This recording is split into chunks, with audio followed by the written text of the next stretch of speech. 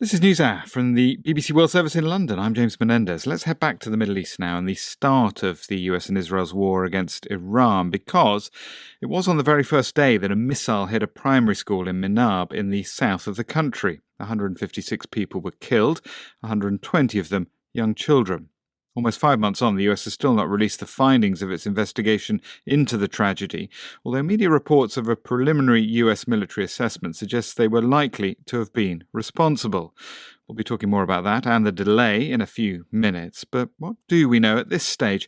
The BBC World Service's senior international correspondent Nawal Al-Maghafi has been given rare access to the school's site and to those caught up in the attack.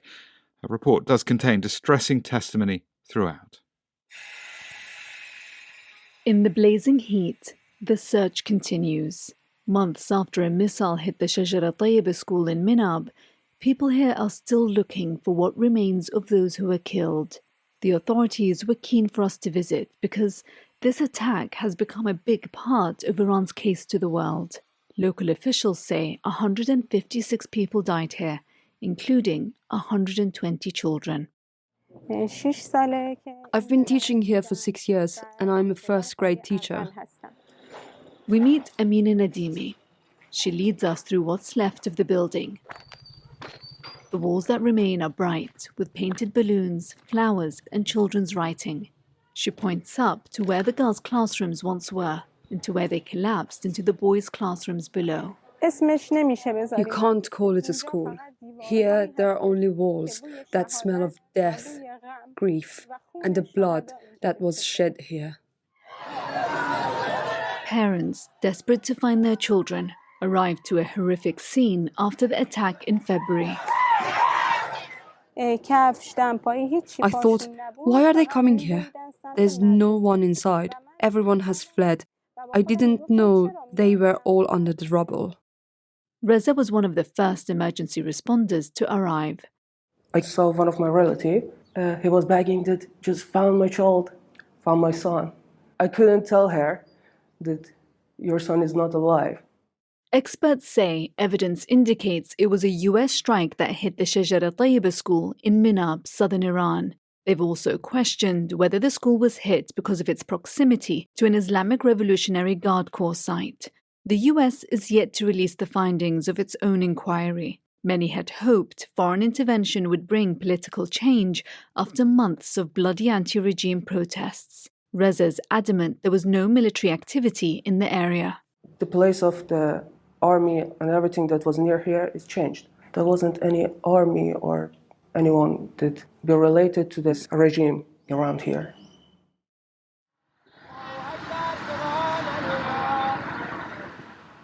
I'm walking around the cemetery where many of the children killed in the Minab school attack have been buried, and around me there are so many families that have come to visit their young children. They come here every day. I can see some of the siblings of those that were killed kissing the photos of their loved ones that stand by their grave. There are some that are so young that they're playing in between the different tombstones. There is row after row after row of graves. It's a really sobering place to be. Masume lost her 9-year-old daughter, Sateyesh, in the attack. The school had gone. There was only the smell of smoke and children's hair. I saw a hand, a foot. They had been torn to pieces.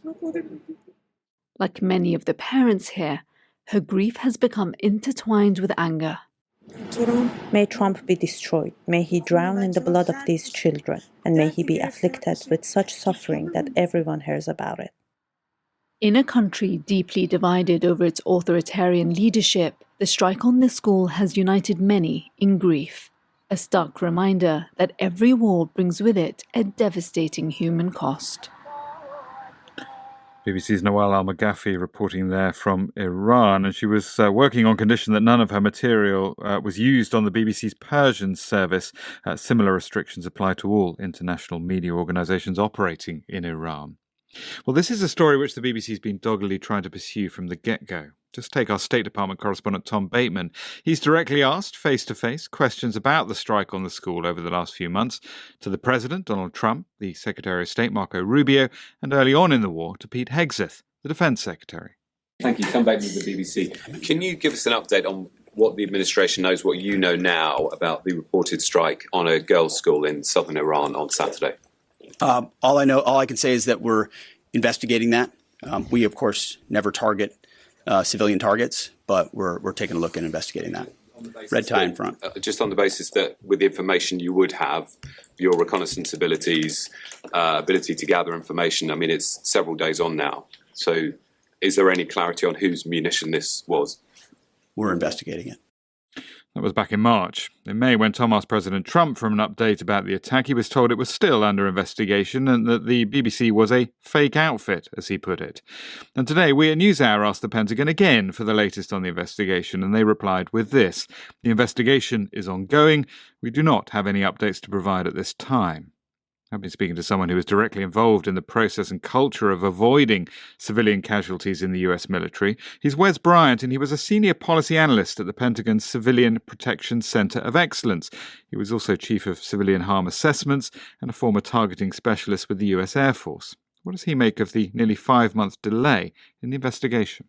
I can say that 5 months is a somewhat normal time. It's not abnormal for an in-depth investigation into civilian harm or civilian casualties in this case. What is out of the norm, out of the ordinary, is the complete lack of accountability and responsibility taken on part of the Trump administration, on part of, Pete Hegseth as the secretary, and on a part of the, Pentagon and Central Command leadership. There has not been an incident of this level of civilian loss since really the Gulf War in '91.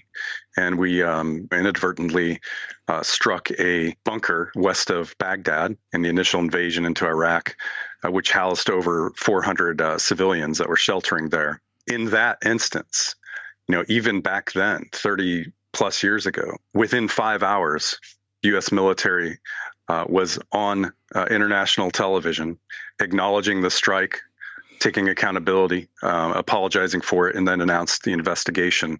Yeah, I suppose the administration would say with this, well, they're waiting to find out the results of the investigation before they start commenting publicly. Is that an adequate defense in your view?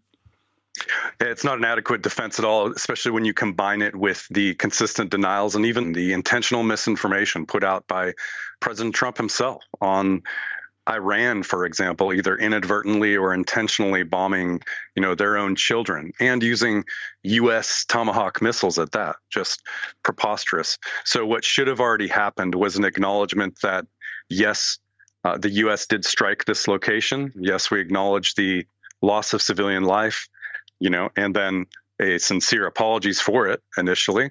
Right, along with an announcement that an in-depth investigation is going to go forward, and we're going to have more details on how this happened and how we will address it and redress the Iranian civilian population in the Minab region. That should have happened, and it did not. And it's indicative of the complete lack of accountability that really defines Hegseth's leadership at the Pentagon. Does it also suggest to you that this may not have been a simple, tragic mistake? And mistakes, of course, do happen in wartime, that this perhaps veered into recklessness? Well, it was complete recklessness. Complete negligence. There were failures up and down the line, multiple failures in the targeting process here from the top down, failures to adhere to just standard doctrine and principles and policy that we've had in place for really decades in the U.S. military. This should not have been a real difficult target. And just on that, sorry, why do you say that, given that we know, and you can see from satellite images that this school is right next to or part of an IRGC complex? What should have happened is real-time or near real-time verification, validation of each and every one of the targets that are meant to be hit. And we can see, and as your reporting points out, that after 2016, this school has been walled off from the rest of the compound. It was annotated on Google, online as a school. There's information that we have now and that you have disclosed that shows that this may not even have been an active IRGC compound, the rest of the buildings. So just complete recklessness and negligence.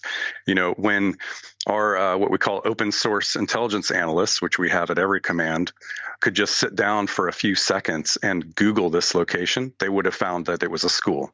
So why didn't that happen? Were those people simply bypassed, or are they just not involved in the process at the moment? We have a massive de-evolution, really, of standing practices and principles in the U.S. military in the last year under Hegseth. We have what I believe is a directed higher tolerance for civilian harm and civilian casualties, and at the very least, a complete de-emphasis on the protection of civilians. And so this is quite out of the norm for modern U.S. military campaigns. What's happened to your unit? Does it still exist?